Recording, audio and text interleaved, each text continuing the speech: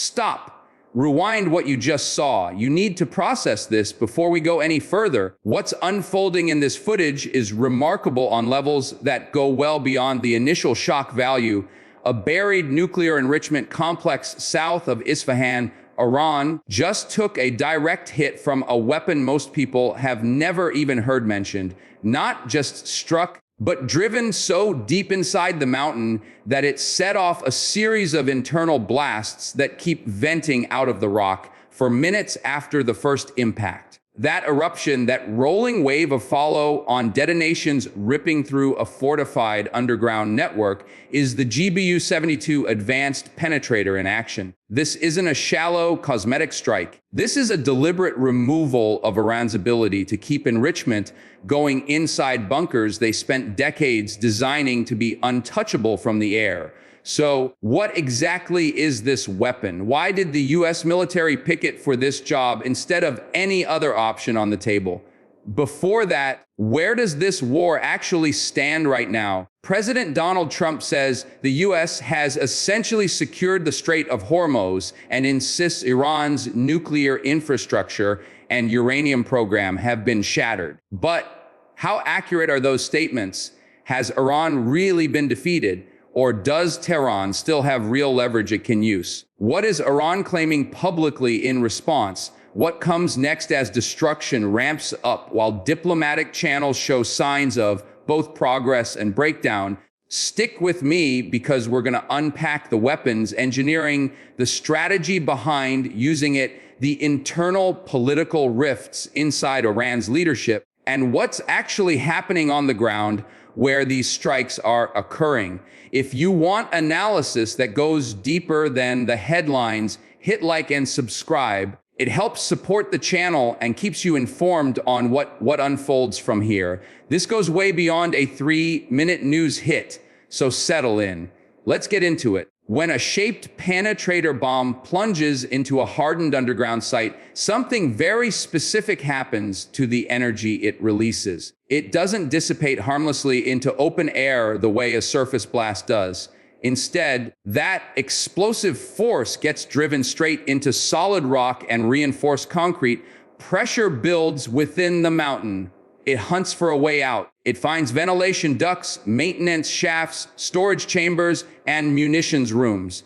It races through them in rapid sequence. What you're seeing on screen is not a single detonation followed by quiet. It's a chain of follow-on flare-ups as stored fuel and enrichment materials inside the complex start igniting from the initial penetrating blast. Each secondary detonation vents out through a different tunnel system, which is why you see that rolling series of eruptions continuing for so long. The weapon doing this is the GBU-72, formerly labeled the Advanced 5L Penetrator. It entered the U.S. arsenal around 2021, built specifically to close a gap Iran had been counting on for years to shield itself from sustained aerial campaigns. Imagine penetrator munitions as steps on a strategic ladder. At the very top, you've got the GBU-57, the massive Ordnance Penetrator, a 30,000 behemoth so heavy that only the B-2 stealth bomber can carry it.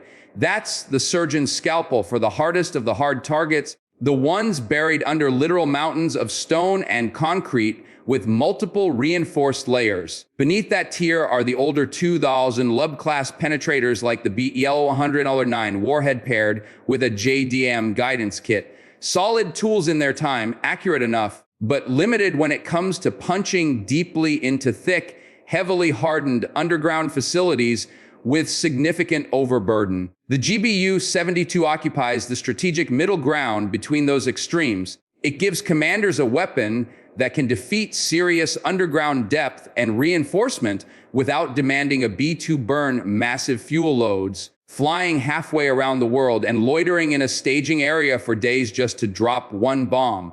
And that space between 2,000 LB and 30,000 B weapons is exactly what Iran spent 40 years relying on. Tehran built its enrichment web with the assumption that legacy bunker busters couldn't reliably reach the deepest vaults, and with the bet that the U.S. would be reluctant to deploy B-2s repeatedly against a wide spread of targets across the country. The GBU-72 wipes out that exact assumption entirely. That's why it's becoming the primary tool for this category of mission. Now, let's dig into what actually makes this weapon so effective beyond raw size and weight. A standard unguided bomb, or even a normal smart munition, slams into the ground and spends most of its energy blowing out a crater and shredding surface structures. A penetrator is built for an entirely different purpose. It's wrapped in a hardened steel casing, essentially a heavily reinforced metal spear designed to pierce soil, rock, and concrete without shattering or folding on impact. Inside that casing is a delayed action fuse that thinks as the weapon drives through layers of material, only detonating once it reaches a preset depth within the target. Open source descriptions indicate weapons in this class can bore through roughly 100 ft of earth and more than 20 ft of solid reinforced concrete before the warhead function and fires. Picture what that means in operational and strategic terms. Iran spent decades sculpting what amounts to an underground industrial city into the side of a mountain, designing every corridor and chamber specifically to ride out a conventional air onslaught. The mountain itself was supposed to be the shield, the depth and rock, the ultimate protection against aerial attack. This weapon erases that entire premise. It arrives, defeats the mountain as if it's barely there, and goes off right where Iran assumed raw geology would keep them safe. It doesn't simply punch a hole in a roof. It behaves as if the roof never mattered. That flips the entire defensive equation on its head. There's a guidance aspect to the system that deserves more attention than it usually gets because it shows just how flexible modern strike packages have become. The GBU-72 can operate as a pure GPS-guided weapon with high precision. Before the aircraft ever taxis, targeting teams and weapons officers program exact coordinates based on current intelligence. And once the bomb is released in the general vicinity, it essentially flies itself to those coordinates. But the sophistication doesn't stop at that straightforward mode. It can also home in on a laser spot with the backseat weapons systems officer actively painting the target and making real-time adjustments as the bomb falls toward impact. Here's where the design gets genuinely clever. If that laser designation is interrupted by heavy cloud cover, smoke from previous hits, or evasive maneuvers to avoid air defenses, the bomb doesn't suddenly go dumb and hope for luck. It automatically switches back to the last GPS point it was tracking under laser guidance and rides that in with accuracy. That kind of layered redundancy shows you this system was built by engineers working closely with pilots who've flown into contested airspace with actual missiles and guns pointed at them. It's engineered for the chaos of real battle, not the sterile conditions of a test range. To see why the Pentagon keeps selecting this weapon for this campaign, you need to understand where this family of technology came from. Modern bunker busters trace their roots back to the GBU-28, a laser-guided penetrator crash developed during the 1991 Gulf War because commanders urgently needed something that could crack Iraqi hardened command bunkers nothing else could touch. That original lineage reappeared when operations went after Hezbollah leadership inside hardened underground sites in Beirut, demonstrating how this tech performs under combat conditions. Now we're seeing that same line of thinking applied to Iran's own underground system. The GBU-72 is the next step in that evolution. It blends modern GPS and inertial navigation, a JDAM tail kit for pinpoint delivery, and a body engineered to survive extreme penetration forces without failing. Each generation of this weapon exists because each generation of adversaries keeps digging deeper and pouring more concrete. Every time they go lower, designers respond with something that can drive lower still. You can boil the history of underground warfare down to that back and forth tug of war. Tunnel builders versus bomb designers. And at this moment, the bomb designers hold the upper hand. This isn't even the first outing for the GBU-72 in this particular conflict. U.S. Central Command released briefings months ago describing the same weapon being used along Iran's shoreline near the Strait of Hormuz, hitting hardened positions believed to house coastal defense cruise missiles and anti-ship systems Iran deployed to threaten merchant shipping and naval vessels passing through the strait. What you're seeing now isn't some one-off operation that just happens to target enrichment infrastructure. It's part of a steady pattern. The same weapon, the same operational logic, redirected toward a different slice of Iran's military portfolio as the campaign systematically breaks down Iran's arsenal piece by piece. Coastal defense missiles first, then anti-ship systems, now the deeper ballistic and nuclear-related infrastructure inland. That's the progression. Why was the F-15E Strike Eagle given this specific mission? It's the intersection of doctrine and logistics producing something efficient and lethal. The Strike Eagle is a twin-engine two-seat fighter that can haul a serious weapons load while still retaining the speed and agility to defend itself and fight its way out if things go sideways on the trip home. But the bigger factor is response, speed, and flexibility. When an intelligence platform verifies a high-value underground target, decision makers can't sit around waiting. There's no luxury of scrambling a B-1 from Diego Garcia and losing hours just to get airborne and into range. If F-15Es are already forward based in the region, and they are, you can launch a two-ship, get them within maybe 30 to 60 minutes of the target, put weapons exactly where the intel points, and have those aircraft back on the ramp before most people on the ground is fully understand what hit them. That's the core tactical logic. Move fast, strike with precision where the data says to hit, and clear the area before the enemy can reposition or coordinate an organized response. Now, we need to address how Iran is framing all of this because it's important for understanding the real situation and the decisions being made behind closed doors. Official statements out of Tehran describe these missions as reckless, destabilizing acts driven by U.S. strategic panic, warning that any impulsive decisions and rash attacks will completely reshape regional calculations. They promise that a tougher, more resilient Iran will emerge from the conflict. That's the surface level messaging.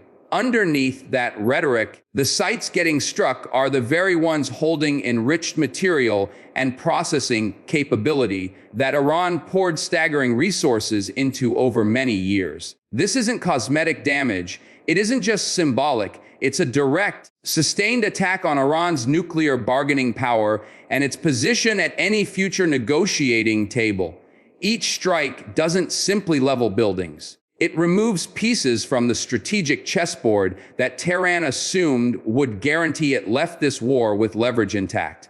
So when you hear defiant speeches out of Iran right now, remember they're coming from a leadership watching its most protected assets dismantled bunker by bunker. At the same time, the IRGC Navy has publicly declared the Strait of Hormuz closed to all shipping and warned that any vessel attempting to pass will be attacked. That's the threat they broadcast. Here's what unfolded when they tried to follow through. Iranian forces launched attack drones at a commercial tanker transiting the strait under the slip-pass detection. The U.S. Navy and Air Force had been preparing for exactly this type of move. Both drones were shot down before they got close enough to inflict damage. The tanker continued its journey through the strait without incident. Just one of hundreds, literally hundreds of merchant ships now using protected transit lanes through the area every day. Those vessels are moving under active air defense cover and escorted by naval assets. Secretary of Defense Pete Hegseth and U.S. Central Command have both gone on record saying that commercial traffic is not only transiting, but doing so safely through waters Iran insists are closed. That detail matters. There's a huge difference between announcing control and actually exercising it. Iran declared a blockade. In practice, it doesn't have the means to enforce that blockade effectively. They're issuing closure notices, but they can't genuinely seal off the strait to the global economy. The U.S. Navy and partner fleets are making sure oil and goods keep flowing through one of the world's critical maritime choke points day in and day out. There's a credibility angle here that markets watch closely. A blockade threat is supposed to spook shipping companies, drive up insurance premiums for tankers in contested waters, and push energy prices higher before any vessel is actually stopped or damaged. That tactic only works if the threat generates real fear and uncertainty. When hundreds of ships sail through daily under robust protection, with attack drones getting knocked down before they can get a shot, the deterrent force of that declaration evaporates quickly. Insurance firms and global shippers pay far more attention to what's happening on the sea than to official statements. And right now, what's happening is continued secure passage. The maritime picture also reveals a lot about escalation control on both sides. Iran is choosing to communicate resolve with drone launches and tough talk instead of launching a full-scale conventional engagement with the U.S. Navy. The likely reason: Iranian commanders understand just how unbalanced a direct fight at sea would be at this moment. The U.S., for its part, has kept its actions limited and defensive. Shoot down threats headed for merchant vessels, keep lanes open, but don't pivot into a broad offensive aimed at sinking Iranian ships or destroying their bases wholesale. Both sides are making a point, showcasing capability and will, yet stopping short of the kind of spiraling escalation neither appears to want right now. It's a fragile balance that could collapse in an instant if a drone or missile actually hits a commercial ship instead of being intercepted.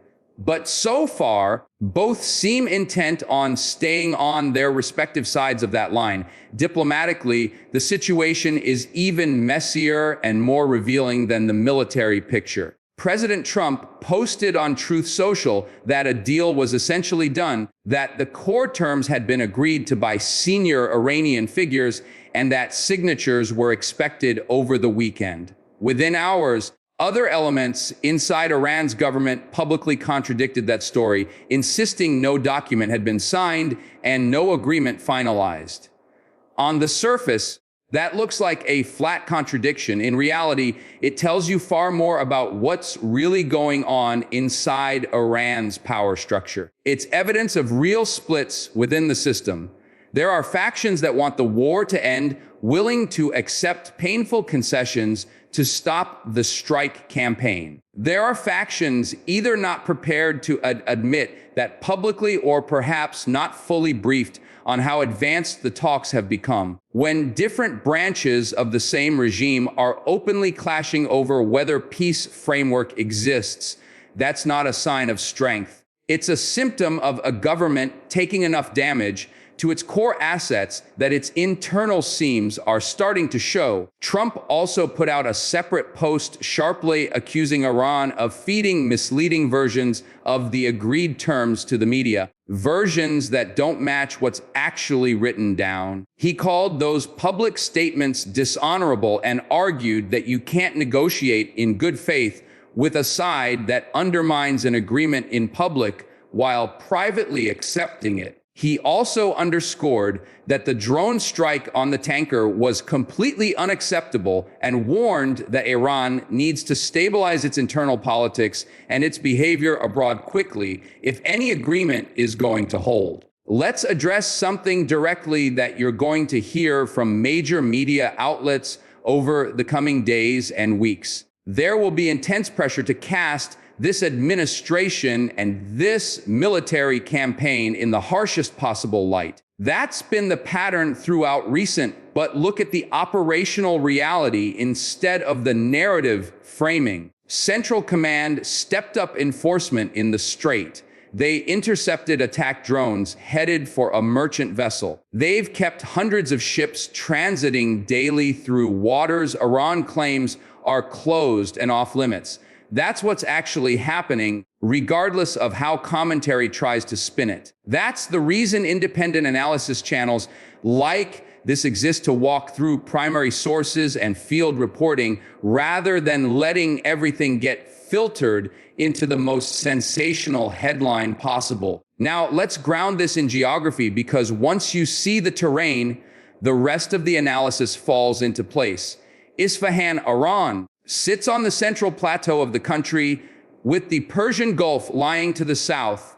That's the rough orientation. As you zoom in on the Isfahan region, what first looks like a single bunker morphs into what's clearly an entire underground missile and enrichment complex carved into the hillsides just outside the city. Satellite images from earlier stages of construction show how a site like this gets assembled and expanded. Separate warehouse-type buildings, individual storage bays tied together by tunnels, access roads designed specifically to funnel trucks, and heavy equipment into portals that disappear straight into the rock. From day one, this was laid out to store enriched uranium and related gear at depths believed to be immune to standard airstrikes. At least that was the calculation before newer weapons changed the math.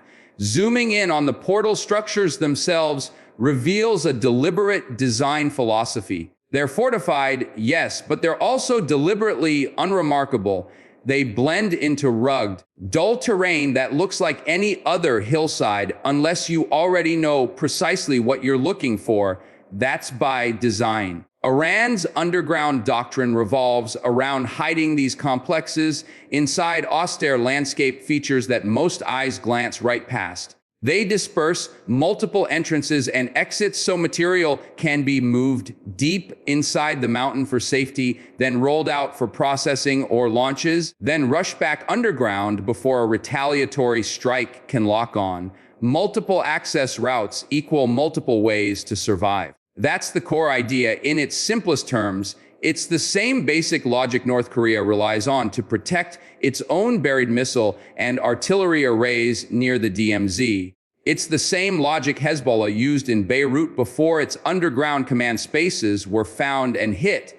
Dig deep, spread the footprint, layer in redundancy. Bet that no opponent is rich or determined enough to do endless high-end munitions chasing every possible shaft and tunnel. It's a slow burn, multi-decade strategy, and it actually held up reasonably well until weapons like the GBU-72 began being employed in numbers against precisely these kinds of sites. The flip side of that approach is that Iran now has massive incentive to build decoy facilities along with the real ones, structures designed to resemble genuine enrichment bunkers in satellite imagery meant to trick reconnaissance and lure the U.S. into wasting expensive penetrators on empty caverns, which is why intelligence, surveillance, and reconnaissance are just as crucial as the bomb itself.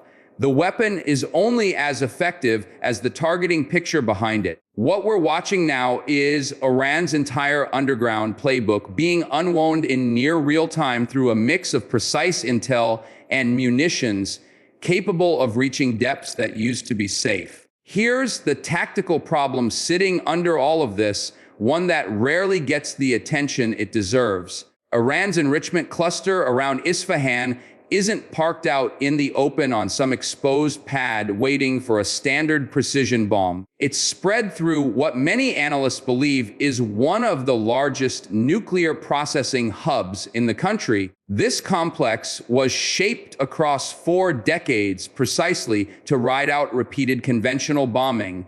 It's not the kind of target you casually roll up on. It's the work of planners who studied air power's limits carefully and spent years trying to stay half a step ahead. Reports suggest this general area has already been hit by roughly 20 separate bunker buster missions during this conflict, delivered by B-2s, B-52s, and F-15 is using various penetrators. And yet, there are still credible accounts of equipment being moved back into those same mountains the morning after some strikes.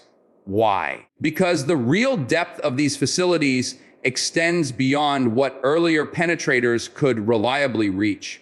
To actually neutralize the threat, you have to get far deeper than entryways or shallow storage vaults. That's precisely the gap the GBU-72 is designed to close. If you zoom out and look at the broader arc of this air campaign, a clear pattern emerges. Early waves went after radar sites and communications networks, effectively blinding Iran's ability to detect and coordinate against incoming attacks. The next stage hit command and control nodes, severing the neural links between senior decision makers and field units. What we're seeing now is a focus on enrichment, production, and storage, the very capability Iran believed would remain insulated no matter what. That's not random target selection. It's a methodical campaign with a clear end game. Remove options in the order that most efficiently forces a decision. Whether that decision results from sheer military exhaustion, internal fractures among leaders, or the simple depletion of bargaining chips at the negotiating table, the logic is the same. That brings us to the core question under everything. What does Iran actually want from the situation? What does the U.S. actually aiming to achieve? From Tehran's perspective, the goals are financial relief to rebuild destroyed infrastructure and, critically, a strong push to keep any remaining enrichment capacity and final uranium numbers off the table as much as possible in whatever deal gets signed. Iran recognizes that Washington's hardest red lines surround the nuclear program itself. Whether Iran ends up surrendering all of it, part of it, or delaying that reckoning is still unclear. But underneath that open debate sits a quieter, arguably more important struggle over enrichment capability and stockpiled processed material. That stockpile is what Iran sees as its real insurance policy on the global stage. If you hold significant amounts of enriched uranium, that material becomes leverage for everything else you want to protect. Nuclear ambitions, drone programs, influence over maritime traffic through the Strait, everything ties back to it. Strip that stockpile away bunker by bunker, mountain by mountain, strike by strike, and every other pillar of Iran's strategy becomes more vulnerable. That's the real significance of these bunker buster raids. That's why these same targets keep getting revisited instead of the campaign wrapping up and declaring victory. The U.S. is taking Iran's leverage off the board one facility at a time. There's another important development we need to acknowledge because it hints at where future conflicts are heading beyond just this region. The Senate Armed Services Committee has advanced a proposal to create a full four-star combatant command focused entirely on robotics and autonomous systems on par with commands like U.S. Central Command. That's a major indicator of where doctrine and resources are going. Drones, unmanned platforms, and AI-enabled systems are going to account for a growing share of how wars are fought. We're already seeing early signs of that in this conflict, including reports of an unmanned surface vessel assisting in search and rescue operations for a downed helicopter crew. Keep an eye on that space. A dedicated combatant command means budgets, careers, and strategic thinking are all going to scale around these technologies in ways that shape the next decade of warfare worldwide. So where does that leave us now? You've got a war where the kinetic tempo is picking up, bunker busters systematically wrecking Iran's buried enrichment and storage sites, while the diplomatic side shows both genuine motion and real internal conflict. That's not a contradiction. That's what pressure looks like from inside a government taking sustained hits to its crown jewels. Some elements of the regime want a way out and are talking toward that end. Others aren't ready to publicly acknowledge that they're losing. And while that internal tug of war plays out, the world's shipping lanes through the Strait of Hormuz remain open and guarded by the U.S. Navy and Air Force, no matter what Tehran declares. One last point before we wrap up. Wars like this almost never end with a single dramatic moment, a neat signature or surrender that closes the book overnight. They usually win down the way this one appears to be trending chaotically, with airstrikes and diplomatic proposals moving in parallel, often out of sync, with different factions inside each government pulling in conflicting directions depending on who's at the microphone and what day it is. What you're watching, one day a bunker buster strike on a major facility, the next day talk of a near finalized deal followed by immediate pushback from another faction, is exactly what that messy middle stage looks like from the outside. It isn't automatically proof that the process is collapsing. It can just as easily signal that the pressure is finally intense enough to fracture leadership into camps that want an exit and camps not yet prepared to say publicly that they're losing. I want to hear your perspective. Do you think we're about to see an uptick in these bunker buster sorties over the next week or two? Or do you think diplomacy gets ahead of events on the ground and we see a concrete agreement take shape before the military campaign escalates further? Drop your thoughts in the comments. I read every single one, and I'm genuinely interested in where this audience believes things are headed. If you want more detailed breakdowns like this, the kind that dissects weapon systems, explains the geography, and walks through the real strategic logic instead of just reacting to headlines, make sure you hit that subscribe button, because we'll be tracking each new development as this situation evolves in real time. Thanks for your time today. I'll see you in the next video.